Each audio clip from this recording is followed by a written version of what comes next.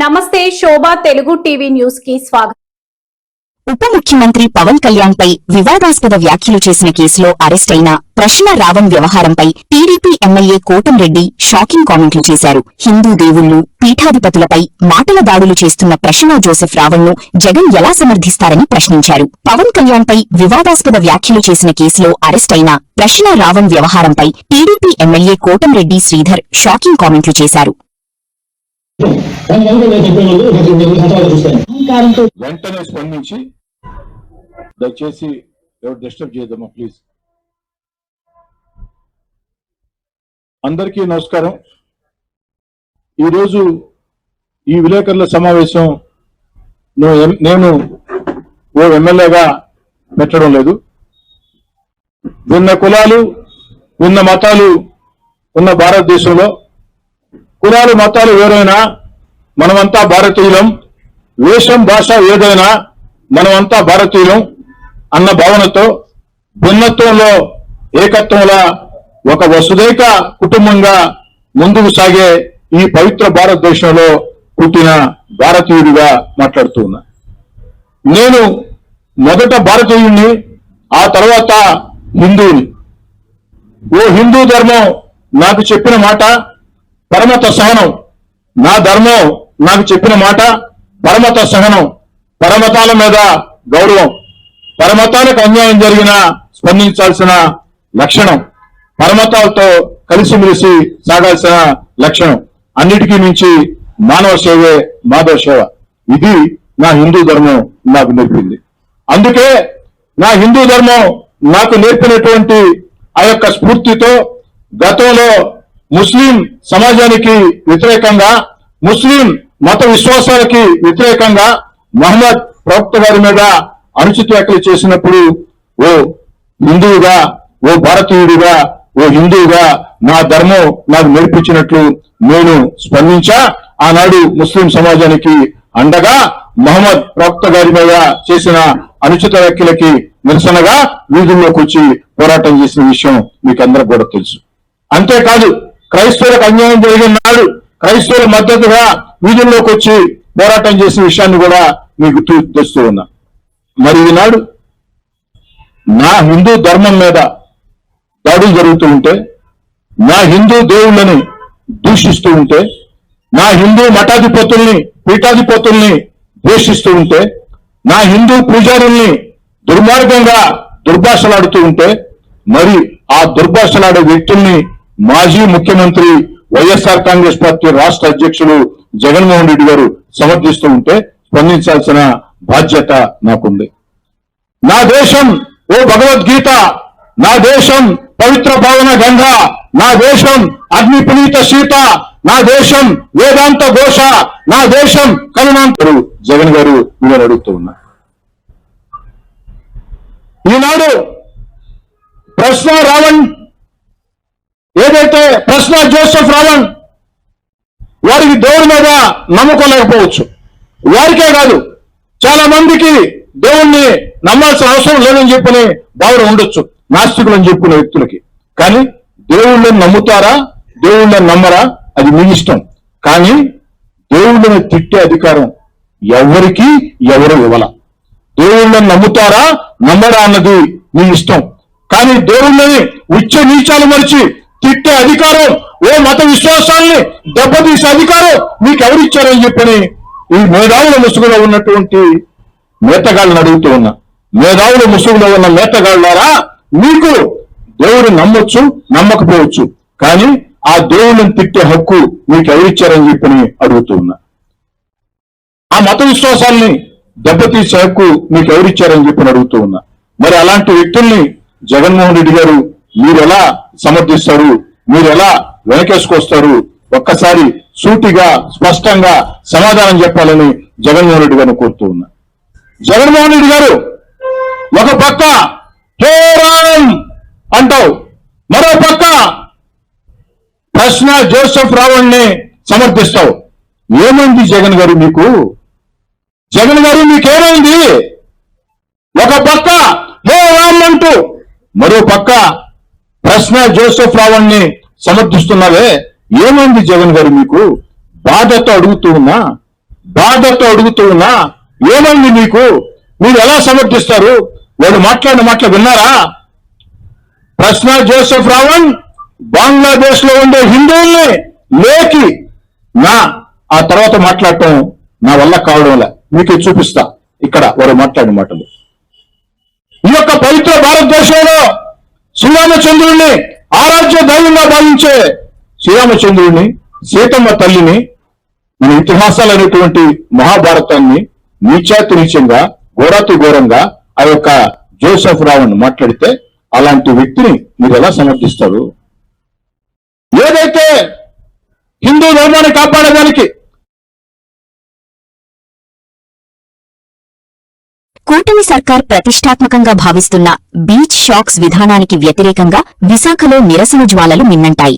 సముద్ర తీర ప్రాంతాల్లో మద్యం విక్రయాలకు అనుమతినిస్తూ కూటమి ప్రభుత్వం జారీ చేసిన జీవో నంబర్ 362ని తక్షణమే రద్దు చేయాలని డిమాండ్ చేస్తూ వైఎస్సార్సీపీ మహిళా విభాగం ఆధ్వర్యంలో విశాఖ బీచ్ రోడ్లో నిరసన ర్యాలీ నిర్వహించారు. ఉదయం 10 గంటల నుంచి రాత్రి 8 గంటల వరకు బీచ్లలో మద్యమమ్మకాలకు అనుమతి ఇస్తే ఇకపై ఇక్కడికి కుటుంబాలు, విద్యార్థులు, మహిళలు ధైర్యంగా వచ్చే వాతావరణం ఉంటుందా అని ప్రశ్నించారు.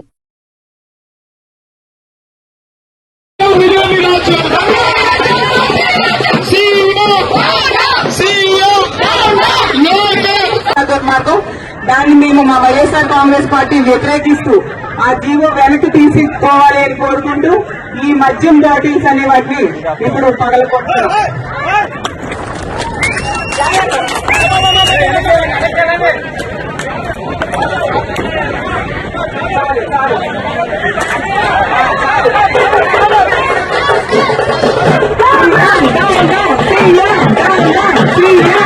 ఇక్కడ పర్యాటకులు వచ్చి ఆనందిస్తుంటారు. ప్రకృతి అందాల్ని వాటిని పాడు చేయొద్దు. బీచ్ షాక్స్ పేరుతో ఇక్కడ విద్యార్థులకు కావనివ్వండి, యువతలకు కావనివ్వండి, వాళ్ళ సంస్కృతి పాడు చేయొద్దు అని చెప్పి మేము డిమాండ్ చేస్తాం. ఇక్కడ ఈ జీవపత్రాలు తగలబెడుతున్నాం.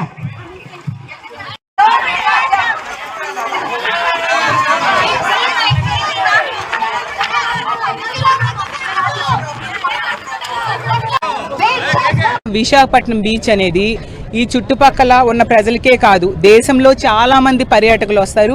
అలాగే ప్రపంచవ్యాప్తంగా కూడా చాలా మంది పిల్లలు ఈ విశాఖపట్నంలో స్కూల్స్లో, కాలేజెస్లో, ఆంధ్ర యూనివర్సిటీలో చదివించడానికి ఇక్కడ పంపించే పరిస్థితి మనం చూస్తూ ఉన్నాము. వాళ్ళందరూ కూడా సాయంత్రం అయ్యేసరికి వాళ్ళకి సేదతీరే ప్రాంతం ఈ విశాఖపట్నం బీచ్. విశాలమైన బీచ్ ఈ విశాఖపట్నంలో ఉంది. ఇక్కడికి కుటుంబాలతో వచ్చి మహిళలు కుటుంబ సభ్యులతో సేదతీరుతూ ఉంటారు, అలలని ఎంజాయ్ చేస్తూ ఉంటారు, పిల్లలు వచ్చి ఆడుకుంటూ ఉండే పరిస్థితి. ఆ వాతావరణాన్ని దెబ్బతీస్తూ వీళ్ళు ఈ రోజు బీచ్ షాక్స్ పేరుతో ఇలా జీవోని విడుదల చేసి మద్యం షాప్స్ ఏర్పాటు చేయడానికి పూనుకోవడం నిజంగా చాలా దారుణం. దీన్ని మేము తీవ్రంగా ఖండిస్తూ ఉన్నాము. అసలు కూటమి ప్రభుత్వం అధికారంలోకి వచ్చాక మనం తీసుకుంటే ఈరోజు మద్యం విచ్చలవిడిగా దొరుకుతూ ఉండే పరిస్థితి, మద్యం ఏరులై పారుతూ ఉండే పరిస్థితి. ఎక్కడ చూసినా మద్యము, డ్రగ్స్, అలాగే గంజాయి ప్రజలకి, ముఖ్యంగా యువతకి దొరుకుతూ వాళ్ళు ఈ రోజు తప్పుదోవ పట్టడానికి ఆస్కారం కల్పిస్తూ ఉండే పరిస్థితి. ఈ విధంగా మద్యం ఎక్కువ దొరకడం వల్ల మన రాష్ట్రం తీసుకుంటే మహిళల రక్షణ ఎంత ఘోరంగా ఉంది. ఈ రోజు 4-5 మహిళలు హత్యకు గాని, అత్యాచారానికి గాని గురవుతూ ఉన్నారు. ఈ రోజు 70 మంది మహిళల మీద అఘాయిత్యాలు జరుగుతూ ఉన్నాయి. 1,00,000 పైగా బెల్ షాపులు ఈ కూటమి ప్రభుత్వం అధికారం వచ్చాక ఈ రాష్ట్రంలో కనిపిస్తూ ఉన్నాయి. అలాగే పెర్మిట్ రూమ్స్ కి వీళ్ళు 5 లక్షలు కడితే పెర్మిట్ రూమ్ ఇవ్వడానికి పర్మిషన్ ఇచ్చేసారు. ఈ రోజు కూటమి ప్రభుత్వంలో బార్లు 24 గంటలు తెరిచి ఉంటూ ఉన్నాయి. ఈ మద్యం తాగి ఈ రోజు ప్రజలు ఇంటికి వెళ్లి భార్యల్ని వేధించడం అయితేనేమి, అలాగే తాలిబొట్లు తెగిపోయే పరిస్థితి, వాళ్ళ ఆరోగ్యం చెడిపోయే పరిస్థితి మనం చూస్తూ ఉన్నాం. మహిళల మీద అత్యాచారాలు, హత్యలు జరుగుతూ ఉండే పరిస్థితి మనం చూస్తూ ఉన్నాం. అందువల్ల మేము చెప్తూ ఉన్నాం, అలాంటి మద్యము బీచ్ షాక్స్ పేరుతో కనుక ఎక్కడే ఏర్పాటు చేస్తే ఖచ్చితంగా ఈ వాతావరణం దెబ్బతింటుంది. ఇక్కడ బీచ్ చూడడానికి వచ్చిన వాళ్ళకి మందు బాటిల్స్ బీచ్ రోడ్ ఇసుకలో దొరుకుతూ ఉండే పరిస్థితి రానున్న రోజుల్లో మనం చూస్తాం. అలాగే ఆ రోజు జగనన్న ముఖ్యమంత్రిగా ఈ విశాఖపట్నాన్ని ఎంతగానో అభివృద్ధి చేశారు. ఇక్కడే వెంకటేశ్వర స్వామి దేవాలయాన్ని జగనన్న నిర్మించడం మనందరము చూసాము. ఈ రోజు వెంకన్న సాక్షిగా చంద్రబాబు నాయుడు గారు మద్యం వ్యాపారాన్ని బీచ్ రోడ్ లో ప్రారంభించారు. దీన్ని బట్టి మనకేమర్థమవుతుంది, హిందువుల మనోభావాలు దెబ్బతీస్తున్నారనే విషయం అర్థమవుతుంది. బీచ్లో ఇన్ని దేవాలయాలు ఉన్నాయి, ఇక్కడ మద్యం షాప్స్ ఏంటి అంటే చంద్రబాబు నాయుడు గారు పూర్తిగా హిందూ వ్యతిరేకి, అతను హిందూ ద్రోహి అనే విషయం మరొకసారి ఇక్కడ స్పష్టమైంది. జగనన్న ఈ విశాఖపట్నాన్ని విశ్వనగరంగా తీర్చిదిద్దితే చంద్రబాబు నాయుడు గారు ఒక విషనగరంగా తీర్చిదిద్దుతూ ఉండే పరిస్థితి మనం చూస్తూ ఉన్నాం. జగనన్న ఎన్నో విశ్వవిద్యాలయాలు కట్టించిన పరిస్థితి, నిర్మాణం చేసిన పరిస్థితి మనం చూస్తే చంద్రబాబు నాయుడు గారు మద్యం షాప్ని ఈరోజు ఏర్పాటు చేసే పరిస్థితి మనం చూస్తూ ఉన్నాం. అసలు గుడుల్లో, బడుల్లో, స్కూల్స్ లో ఎక్కడ కూడా మద్యం లేకుండా చూశారు జగనన్న. సర్వీసులో ఉన్న ఉపాధ్యాయులకు టెట్ అంటే టీఈటీ నిర్వహించడం సరికాదని, ఈ అంశంలో కేంద్ర ప్రభుత్వం విద్యా హక్కు చట్టంలో తగిన సవరణలు చేయాలని ఉపాధ్యాయ సంఘాల నాయకులు మాజీ ముఖ్యమంత్రి వైఎస్ఆర్సీపీ అధ్యక్షుడు వైఎస్ జగన్మోహన్ రెడ్డిని కలిసి విజ్ఞప్తి చేశారు. ఈ సందర్భంగా తమ సమస్యలను వివరిస్తూ వినతి పత్రాన్ని అందజేశారు. ఉపాధ్యాయ సంఘాల ప్రతినిధులు మాట్లాడుతూ బీఈడీ పూర్తి చేసి ఉద్యోగంలో చేరి 20 నుంచి 25 ఏళ్లుగా సేవలందిస్తున్న ఉపాధ్యాయులను మళ్లీ టెట్ రాయాలని చెప్పడం అన్యాయమని వివరించారు.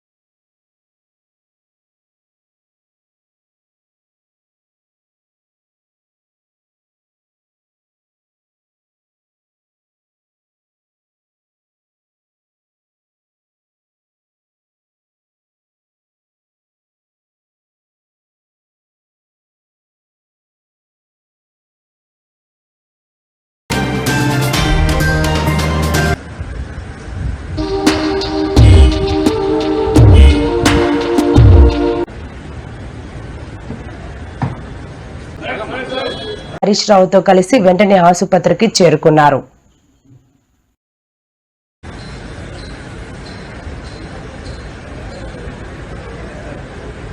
సభ్యులు వెంటనే చికిత్స నిమిత్తం హైదరాబాద్ లోని ఏఐజీ ఆసుపత్రికి తరలించారు. ప్రస్తుతం వైద్యులు హిమాన్సుకు అవసరమైన చికిత్స అందిస్తున్నారు.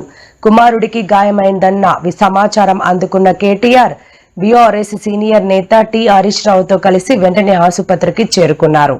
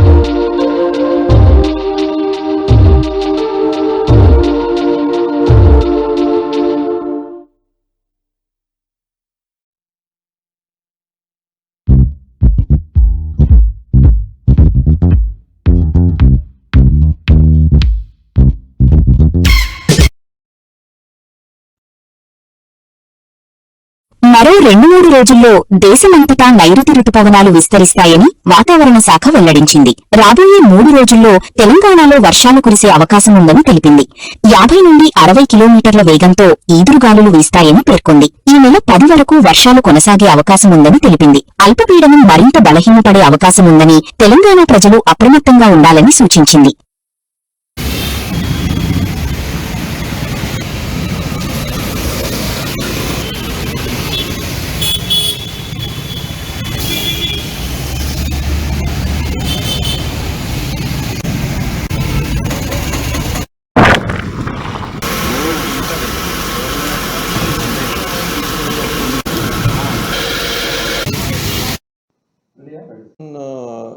కండిషన్స్ కూడా నార్మల్గా ఉన్నాయి.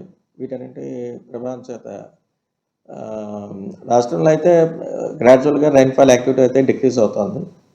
నెక్స్ట్ 24 అవర్స్ చూస్తే అక్కడక్కడ ఉరుములతో కూడిన జల్లులు వచ్చే అవకాశం ఉన్నట్టుగా మనం ఫోర్కాస్ట్ ఇస్తున్నాం. అలాగే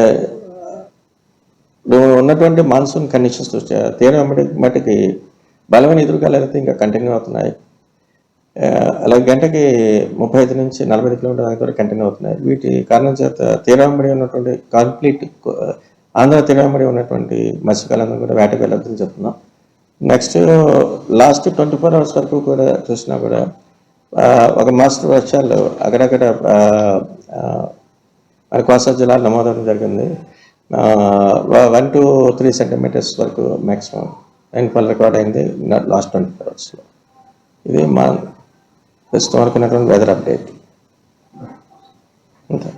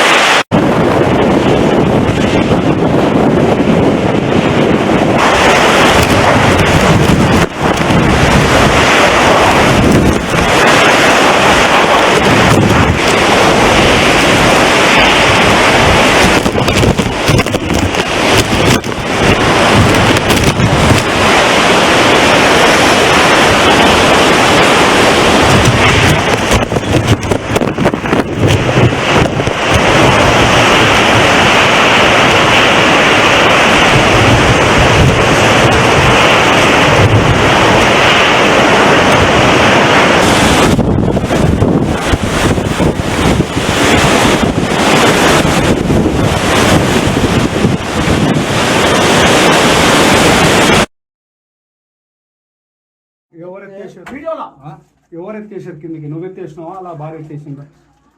పైకి సార్ నేనైతే అన్న ఫోర్స్ నేను ఆయన ఇద్దరం కొట్టుకున్నామే. మేము కొట్టుకున్నాం కానీ వైఫ్ తీసుకొచ్చిందా, ఆమె తీసుకొచ్చాక తర్వాత ఇక నేను కొద్దిగా ఆయన కొద్దిగా ఫోర్స్ ముందరికి వచ్చేసాం. ఇక నేనే లేపేసాను. నువ్వు ఎత్తేసినా? నాకు ఒకటి లేస్తాడా అలా వైఫ్ వేసి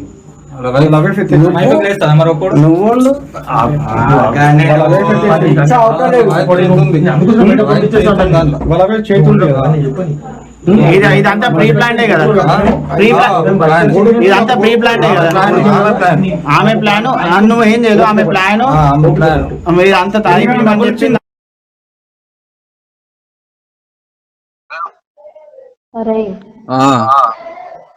ఎట్లవుతుంది ఆడేనోరెడ్డి? హలో అరే ఎట్లవుతుంది ఆడేనోరెడ్డి? ఆడేనోరెడ్డి కాదు వాళ్ళు వస్తలేదు. అంత ఏ టైం అన్నా కానీ అడ్డిచ్చా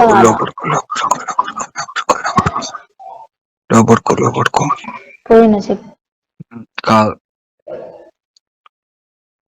కాదు వేరోళ్ళు నాతో మంచిగానే ఉన్నాడు. కాదురా అరే ఏం చేస్తావు నాకు తెలియదు, మొత్తం డిచ్చ దాయి పండాలి. సరే కిందికి దిగొద్దాడు. అమ్మ నేను కూడా వండుకునేది దీన్ని. ఆడు కిందికి దిగొద్దు, ఆడికే తాగిపోయి. నేనేం చేయలే, నాకు కూడా ఆపుతున్నాడు. నేను కూడా వండుకునేది దీన్ని తిండి లేకుండా. కాదు నువ్వు, నేను చెప్తున్నా ఆడు పడుకోవాలి. ఏం చెప్తావో నాకు తెలియదు, మీద అట్లా పడుకోవాలి నాకు తెలియదు. కొద్దిగా ఉండగానే ఇంకా వేరేది తెప్పి, సరేనా? నీ వచ్చింది బాధకి నా సాగు వచ్చింది కానీ. అబ్బా ప్లీజ్ రా, నాకు ఇంట్లో కత్తే సాగు చేస్తారా, నీ కాళ్ళు మొక్కుతా. కాలు కూడా నేను కడుపు మార్చుకుని నేను ఇక్కడ రాకుంటుంటే నేను అన్ని ఖరాబ్ సరే అయిపోయి.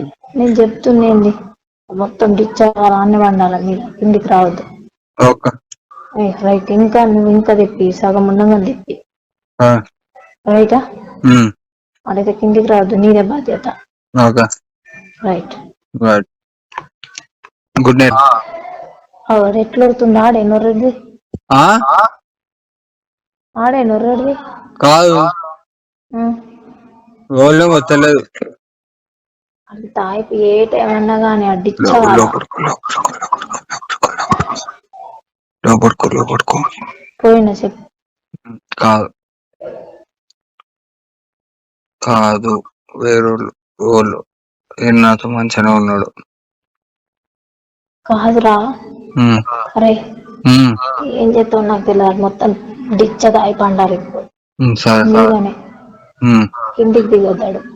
అమ్మ నేను కూడా వండుకునేది దీన్ని. ఆడు కిందికి దిగొద్దు, ఆడికే తాగిపోయి. నేనేం చేయలే, నాకు కూడా ఆపుతున్నాడు. నేను కూడా వండుకునేది దీన్ని తిండి లేకుండా. కాదు నువ్వు, నేను చెప్తున్నా ఆడు పడుకోవాలి. ఏం చేస్తావో నాకు తెలియదు, మీద అట్లా పడుకోవాలి నాకు తెలియదు. కొద్దిగా ఉండగానే ఇంకా వేరేది తెప్పి, సరేనా? నీ వచ్చింది బాధకి నా సాగు వచ్చింది కానీ. అబ్బా ప్లీజ్ రా, నాకు ఇంట్లో కత్తే సాగు చేస్తారా, నీ కాళ్ళు మొక్కుతా. కాలు కూడా నేను కడుపు మార్చుకుని నేను ఇక్కడ రాకుంటుంటే నేను అన్ని ఖరాబ్ అయిపోయి. నేను చెప్తుండేంది, మొత్తం డిచ్ అన్ని వండాలి, మీరు కిందికి రావద్దు. Okay right. ఇంకా నువ్వు ఇంకా తెప్పి, సగం ఉండగా తెప్పి, ఆ, రైటా? ఉమ్, అడైతే కిందికి రావద్దు, నీదే బాధ్యత. Okay right. Right. Good night రా.